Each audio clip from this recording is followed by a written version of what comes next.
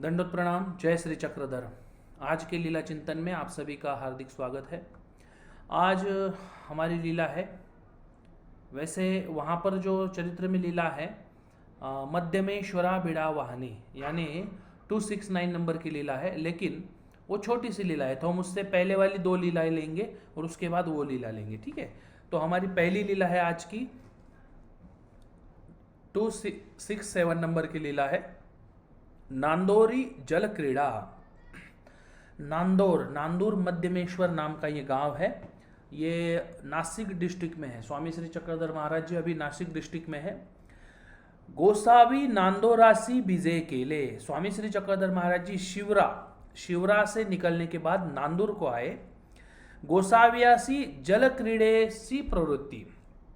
स्वामी श्री चक्रधर महाराज जी को पानी में खेल करने की इच्छा थी।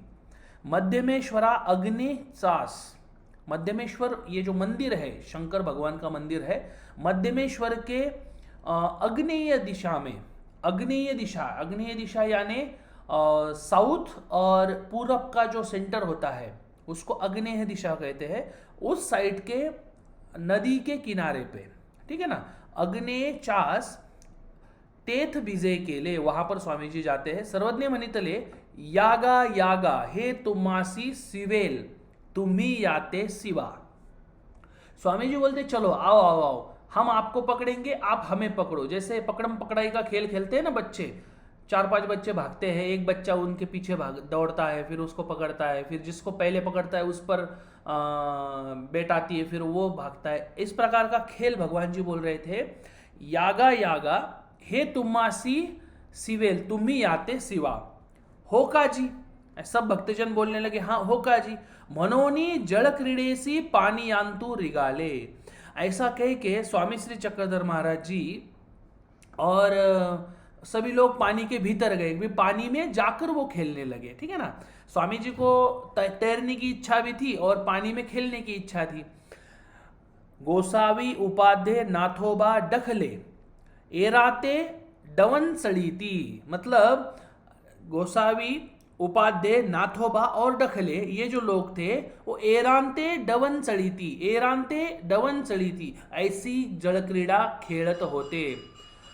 आपस में वो धक्का बुक्की कर रहे थे। धक्का मतलब आप धकेल रहे थे, पानी में है, एक को धकेल रहा है, कोई किसी को धकेल रहा है, कोई इस प्रकार से वो खेल चल रहा था। मंग पवत पवत थड़िया बीजे केले। फिर तैरते तैरते किनारे पे वो आ गए। तो वो बाईसी मनितले बाबा खेड़ू पूरो देइजो, कि भाई अब बहुत, अब खेल लिया आपने, अब बहुत बस हो गया, अब आप आ जाइए। आरोगनेसी उशीर झाला, कि अभी खाना खाने के लिए देर हो रही है तो आप जल्दी से आ जाइए। तब डखला मनितले, डखला जो थे साथ में, वो बोलते हैं भाई गोसावी नहीं थी, भाई स्वामी जी नहीं आने वाले, चलो आप जाओ, तुम्ही जा। आम्ही आणि गोसावी ऐसे पहत पहत जाऊनी पहिली गावीची भिक्षा करूनी मंग गोसावियासी आरोगण देऊनी। हम क्या करेंगे, हम ऐसे तैरते तैरते दूसरे किनारे पे जाएंगे, उस साइड वाले, वहां पे गांव में भिक्षा करेंगे और भिक्षा करके लेके आके फिर भगवान जी को भोजन देंगे। ऐसा वो डखला बोलने लगे। तो बाईसी मनितले पोरा डखलिया उगा अससी की नससी बाबा पूरे कीजो बाबा। बाईसा बोलने लगी अरे तू शांत रहता है कि नहीं, कुछ भी बोल रहा है। कहने का तात्पर्य कि तू शांत बैठ, कुछ भी मत बोल। हम बोलते हैं ना छोटे बच्चे, तू अब चुप बैठता है कि नहीं, उस प्रकार से भाई साहब बोलने लगी। और स्वामी जी को बोलते हैं बाबा पूरे कीजो का, कि भाई आप अब जो खेल रहे हो, आप जो क्रीड़ा कर रहे हो वो अब आप बस कीजिए। सर्वज्ञ मनितले आता पूरे करागा डखलिया बाईसे सिनते असती, कि अब बस करो, बाईसा को तकलीफ हो रही है, बाईसा परेशान हो रही है, अब हमारा बस करना चाहिए, अब खेलना बस करना चाहिए। इस प्रकार से ये हमारी 1 नंबर की लीला है। इस लीला में हमें समझना है स्वामी श्री चक्रधर महाराज जी क्या कह रहे हैं। ठीक है ना, भगवान जी खेल रहे हैं। वर्तमान स्थिति में भगवान जी का एक वचन भी आता है, व्यायामे, इस प्रकार का एक वचन आता है, टूटे, ऐसा है ना। तो हम वचन तो हम लेते नहीं, इसलिए हम यहाँ पे उस वचन के 2 शब्द मैं आपको बता रहा हूं, व्यायामे और टूटे। ये जो एक्सरसाइज है, एक्सरसाइज होना बहुत ज़रूरी है। अगर आप एक्सरसाइज नहीं कर रहे हो तो आप एक्सरसाइज ज़रूर कीजिएगा। तैरना और उसमें खेलना एक्सरसाइज में आता है, ठीक है ना। स्वामी जी यहाँ पर एक्सरसाइज कर रहे हैं।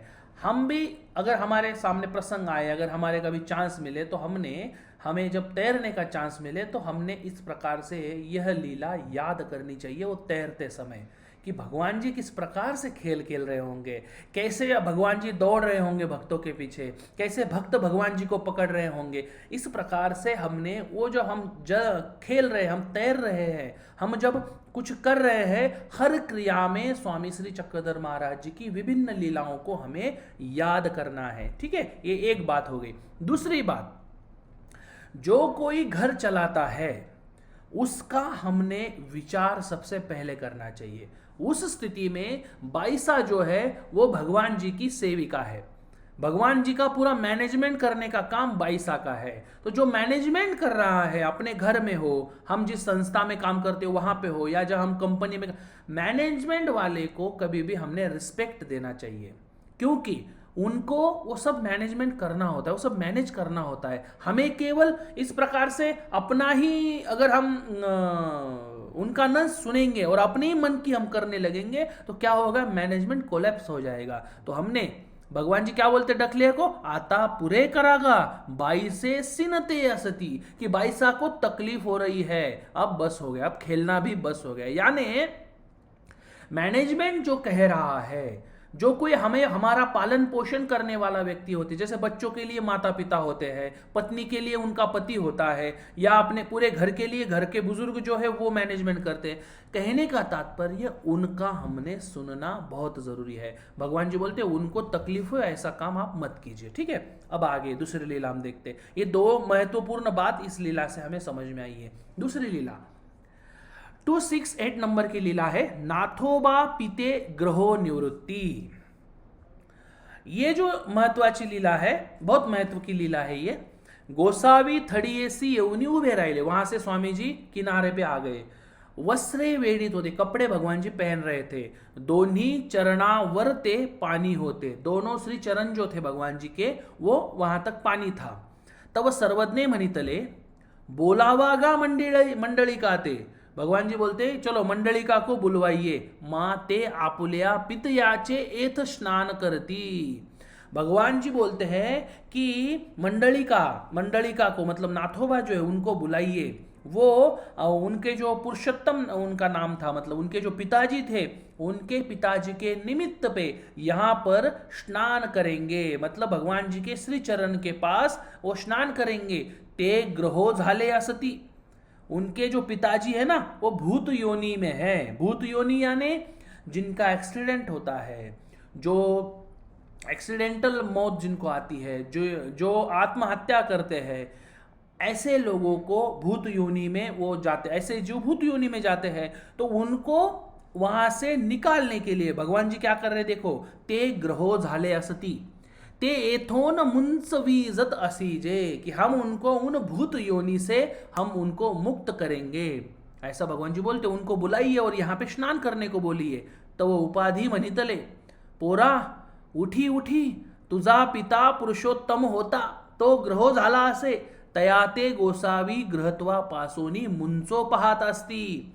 उपाधि बोलने लगे, पोरा पोरा उठी उठी, अरे चल चल जल्दी जल्दी, क्या बोलने, जल्दी जल्दी उठ, तेरे जो पिताजी है ना पुरुषोत्तम, वो क्या हो चुके हैं, वो भूत हो चुके हैं। और स्वामी श्री चक्रधर महाराज उनकी भूत योनि से मुक्त करना चाह रहे हैं। भगवान जी उनको भूत योनि से मुक्त कर रहे हैं।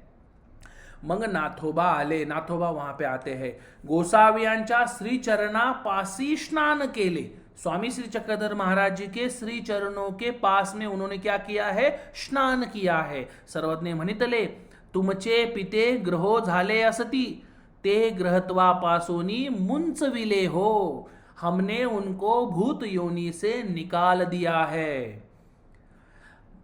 वर्तमान स्थिति में ये लीला हमारे लिए प्रमाण है कि हमारे घर में भी इस प्रकार से अगर किसी की मौत होती है, हमारे घर में भी इस प्रकार से किसी की मौत होती है, तो हमने बाकी कुछ क्रियाएं करने से अच्छा है यहां जाकर हमने भगवान जी को प्रार्थना करनी है। यहां जाकर हमने भगवान जी को प्रार्थना करनी है, वहां पे विधिवत अगर प्रार्थना करें और उस संबंध में जो जो विधि होता है वो ज्ञानी गुरुजनों से सुनकर वहां पर अगर यथोचित अगर हम क्रिया करें तो हमारे घर में भी इस प्रकार से अगर किसी को मौत आती है या कुछ होता है, वो जीव जहां पे अटका पड़ा है उसकी मुक्तता इस स्थान पर हम करवा सकते हैं। भगवान जी ने नाथोवास का किया है। देखो, स्वामी श्री चक्रधर महाराज जी हो, श्री कृष्ण महाराज जी हो, श्री कृष्ण महाराज जी ने गीता अर्जुन को निरूपण की, लेकिन पूरे मानव जाति को उसका लाभ हुआ। भगवान जी ने, स्वामी श्री चक्रधर महाराज जी ने 1238 सूत्र विभिन्न भक्तों को निरूपण किए, उसका लाभ भी अभी हम ले रहे हैं। वैसे ही ये जो क्रिया है, नाथोबा के पिता का वहां पे ग्रह निवृत्ति करा है भगवान जी ने, और उसका लाभ अभी हम भी ले सकते हैं। कैसे ले सकते हैं? विधिवत, विधि को ध्यान में रखकर, विधि जानकर वहां पे अगर हम क्रिया करेंगे तो हमारे घर में भी इस प्रकार का कुछ अगर संकट हो तो उससे हमारी मुक्तता हो सकती है। अब अगली लीला आती है 269 की, मध्यमेश्वरा विड़ा वहाने। मध्यमेश्वर ये नाम का एक मंदिर है भगवान शंकर का, वहां पे भगवान जी को आसन होता है। मध्यमेश्वराच्या चौकी आसन झाले, गोसावी उपाध्याते मनितले, बटिका मध्यमेश्वरा विड़ावा। भगवान जी उपाध्याते बोलते हैं कि उनको भगवान जी बोलते हैं कि बीड़ा चढ़ाइए, ठीक है ना। मग गोसावी मध्यमेश्वरा बीजे केले, बाईसाते विड़ा पोफळ मागितले। बाईसा को बीड़ा और सुपारी मांगी। दोन्ही दार संका धरुनी आंतू भीतरी प्रवेशले, दोनों दरवाजे के दोनों साइड पकड़े और भीतर गए भगवान जी। स्वकरे मध्यमेश्वरा विड़ा ओळगविला, भगवान जी ने खुद के श्री हाथों से, श्री करों से भगवान जी ने वहां पे बीड़ा रखा है। मग मध्यमेश्वरा चौकी आसन झाले, गोसावी उपाध्याते मनितले, भगवान जी ने उपाध्य को बोला, बटिका मध्यमेश्वरा विड़ा वागा, कि मध्यमेश्वर को आप बीड़ा समर्पित कीजिए। जी जी। मग उपाधि मध्यमेश्वरी विड़ा वाईला, वहां पे उपाध्य ने बीड़ा चढ़ाया। मग गोसाव्यासी चौकी पूजा अवसर झाला, आरोगण झाली, गुळला झाला, विड़ा झाला, पहूड झाला, उपहूड झाला। मग गोसावी वेळी चाचा वेळी गावा अंतु बीजे केले, फिर वहां से शाम के समय पे भगवान जी गांव के भीतर चले गए हैं। इस लीला में भी स्वामी श्री चक्रधर महाराज जी ने इस शिवलिंग को बीड़ा चढ़ाया है, ठीक है ना।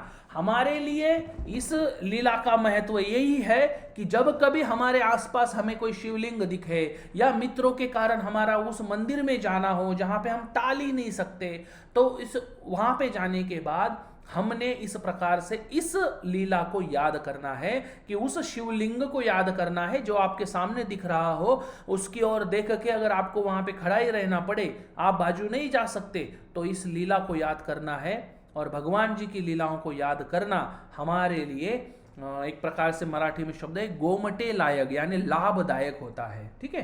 तो आज की ये महत्वपूर्ण 3 लीलाएं आप सबने देखी है। अगली लीला में हम कल फिर हाजिर होंगे। तब तक सभी को दंडवत प्रणाम और जय श्री चक्रधर।